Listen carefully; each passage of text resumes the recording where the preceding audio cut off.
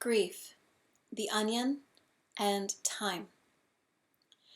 Every adult child has unexpressed grief, which usually is represented by a symptom of depression, lethargy, or forms of dissociation. The grief that we speak of in ACA is the cumulative loss of childhood. Grief is loss that is stuck beneath denial, willful forgetting, and the fear of being perceived as dramatizing the past.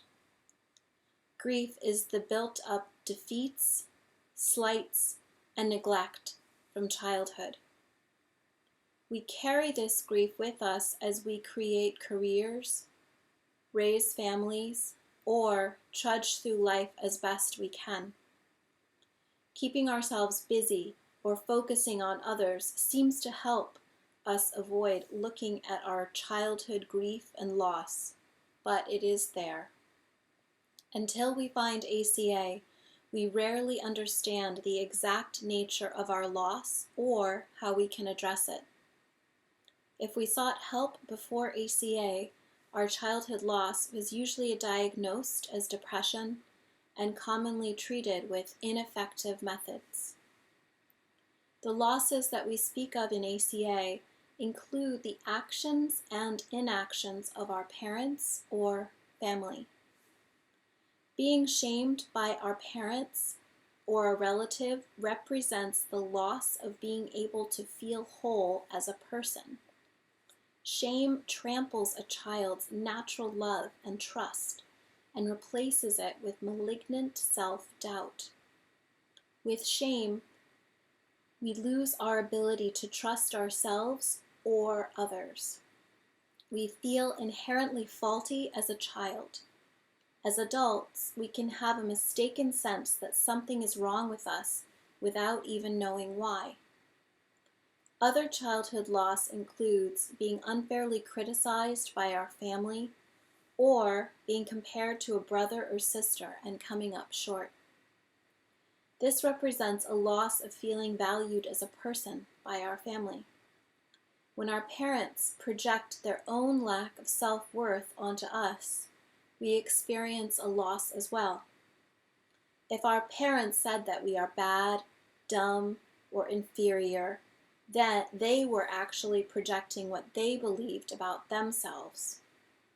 As children, we were defenseless to throw off these projections. This is loss and grief carried into our adult years.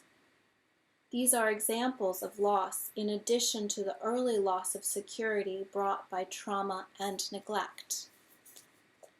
We introduce grief work in Step 5, realizing that such work is a lifetime journey.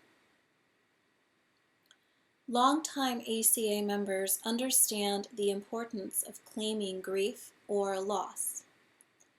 Many older members will speak of finding their grief by working the 12 steps or by sitting alone quietly and feeling the feelings that arise.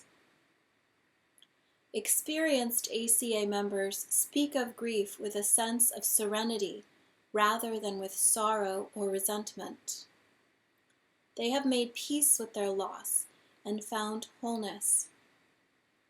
They know that grief exists in every adult child. They know that time will reveal it, that time will heal it. While grief can be perceptible through writing and talking about our memories, some grief is not always visible. We indirectly address our childhood loss each time we attend an ACA meeting and listen to the experiences of other adult children. We also address our grief each time we work a 10th step inventory or practice an 11th step meditation. Our experience shows that grief is there between the lines and thoughts waiting to be released. Emotional release and meditating on what we have lost are certainly parts of addressing grief, but there is more. With step 5, we are ready to remove deeper layers of the onion, which is analogous to our recovery journey. We are removing layers of shame and despair to find our true selves.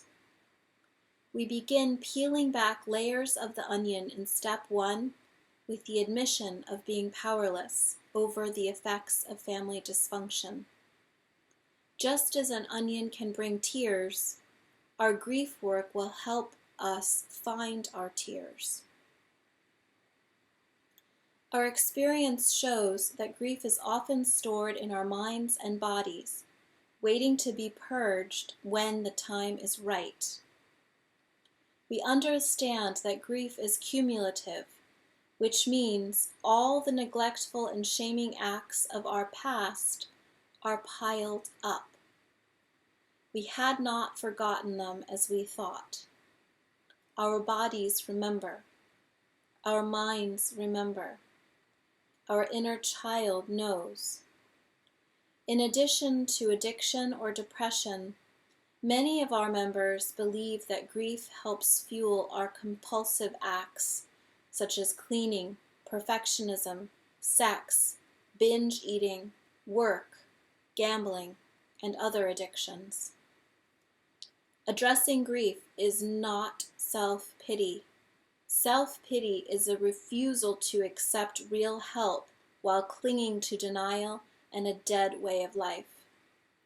Seeking our grief is an honest effort to go inward, to find the God of our understanding waiting there with release. To place a foot on the path of grief work, we need a balanced view of who we are and what happened to us. We cannot come to grief work weighing in too heavy as a victim or weighing too light as the hero child. The victim aspect of our personality can take the road of self-pity and refuse true help. The hero believes that he or she has placed childhood abuse in the past and is no longer affected by such memories. We must avoid these two paths if we are to accurately identify and purge our stored grief. Steps 4 and 5 give us the balanced view of ourselves sufficiently enough to go after stuck emotions and feelings and find our productive tears. Before grief work, our tears were unproductive.